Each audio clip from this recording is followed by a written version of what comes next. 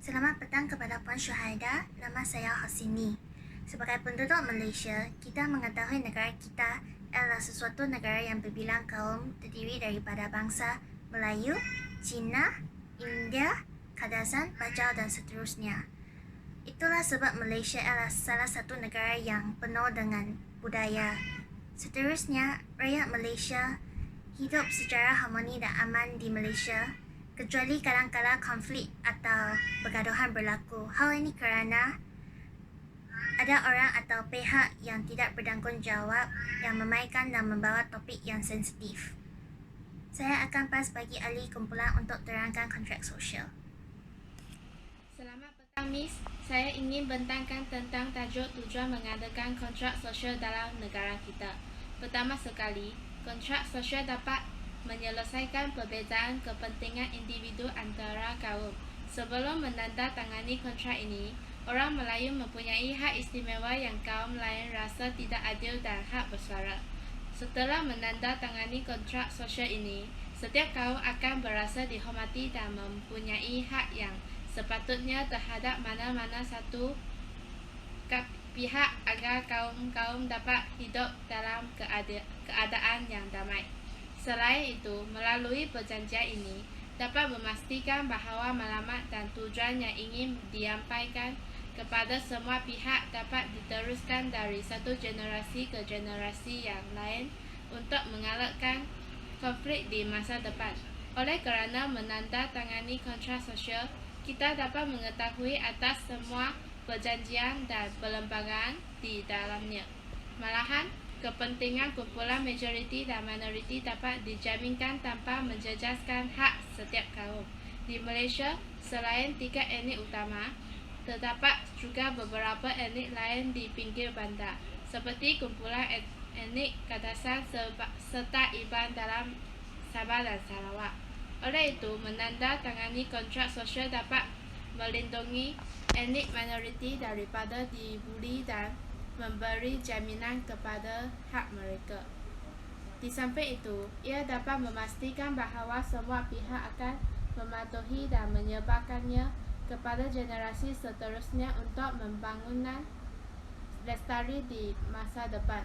Kontrak sosial adalah perjanjian jangka panjang.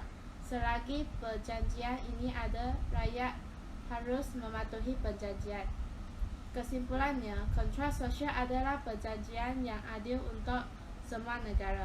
Ia dapat mengekalkan dan menstabilkan harmoni negara ini. Thank you. Selamat petang, Miss. Nama saya Tan Poyong. Saya ingin membincangkan tentang isu yang terjejas perpaduan kaum di Malaysia.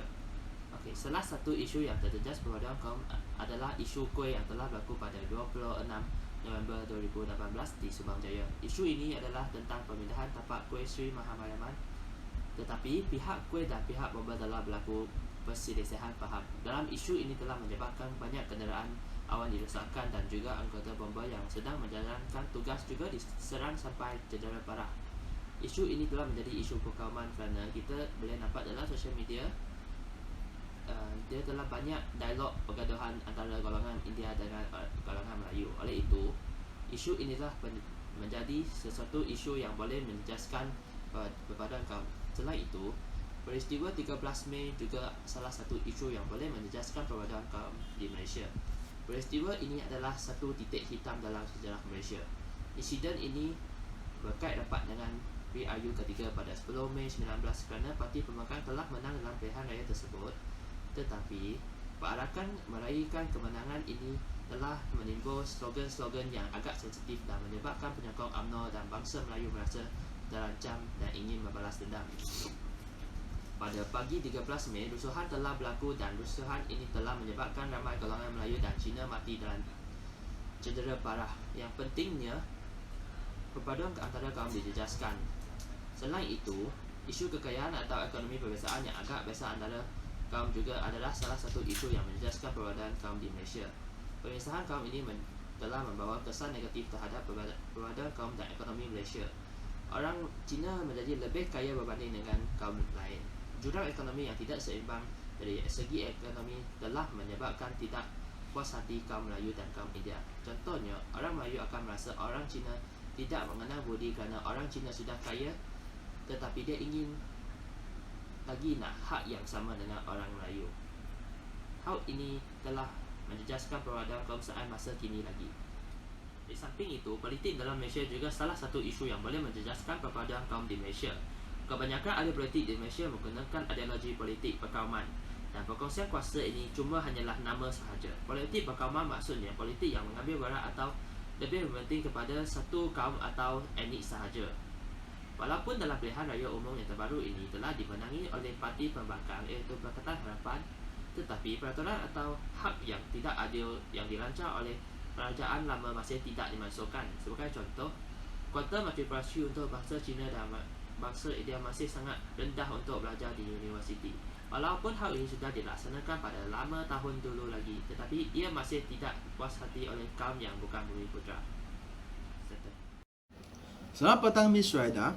Hari ini saya akan bentangkan tentang tajuk cabaran dan halangan yang wujud dalam mengekalkan perpaduan dalam negara Malaysia kita ini. Jadi, cabaran yang pertama ialah dalam segi politik negara kita. Setiap parti politik terdapat satu pemimpin dan wakil kaum mereka masing-masing untuk mendapatkan kepentingan mereka serta mempertahankan hak raya kita untuk mencapaikan tujuan kita.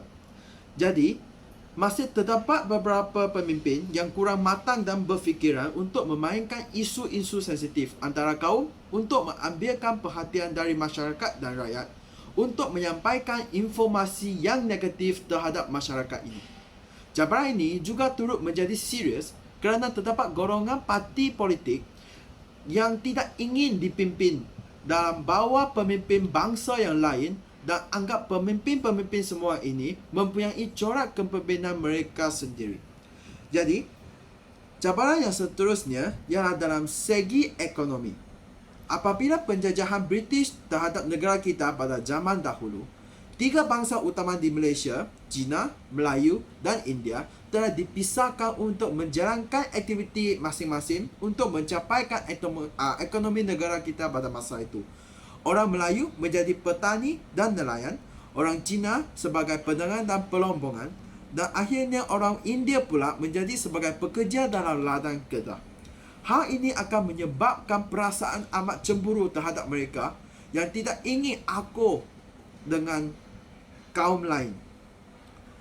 Jadi, cabaran yang ketiga ialah dalam segi pendidikan. Dalam segi pendidikan ini, kebanyakan mereka mengikuti kaumnya mereka sendiri ke sekolah mereka untuk mendapatkan pendidikan masing-masing dan akibatnya menyebabkan dan meninggalkan kesan yang negatif terhadap masyarakat kini. Hal ini demikian, terdapat juga ramai rakyat yang tidak fasih dalam menggunakan bahasa Melayu sebagai bahasa kebangsaan kita. Kelemahan ini akan menyebabkan pengguna bahasa untuk berkomunikasi antara satu sama lain, menimbulkan pelbagai masalah dan isu-isu seperti perselisihan faham antara kaum dan akibatnya menyebabkan pergaduhan antara kaum. Cabaran yang terakhir iaitu segi teknologi pada zaman kini. Pada zaman globalisasi kini, melalui kemudahan sosial media ini, mereka boleh menyebarkan pelbagai teks-teks atau video yang mengandungi isi sensitif pemahaman dan agama.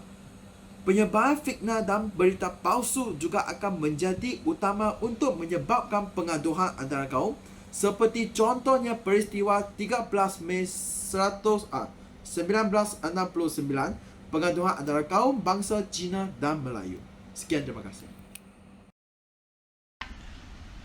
Selamat petang, Miss. Hari ini saya akan bentang tentang langkah-langkah yang boleh dilakukan untuk terus mengekalkan keharmonian kaum. Langkah pertama untuk mengatasi cabaran dalam sektor politik negara ialah pemimpin negara perlulah menjadi teladan yang baik kepada rakyat-rakyat. Kerajaan harus tidak memberat sebelah terhadap sesuatu kaum supaya rakyat tidak merasa tidak berpuas hati. Langkah kedua untuk mengatasi cabaran dalam sektor ekonomi ialah menurut Perdana Menteri Malaysia kedua, Tun Abdul Razak telah memperkenalkan dasar ekonomi baru. Setelah wujud dasar ini, kegiatan ekonomi tidak hanya bertumpu kepada sesetengah kaum, bertentangan semua rakyat mendapat peluang pekerjaan yang sama. Langkah ketiga untuk mengatasi cabaran dalam sektor pendidikan ialah Rancangan Integrasi Murid untuk Perpaduan telah dilancarkan melalui Kementerian Pendidikan Malaysia yang menekankan pentingnya menjalin hubungan erat antara pelajar dari semua kaum di sekolah supaya mereka dapat memiliki kesefahaman dan perbuatan. Langkah yang terutamanya ialah melalui penggunaan bahasa kebangsaan untuk menyatu padukan masyarakat berbilang kaum.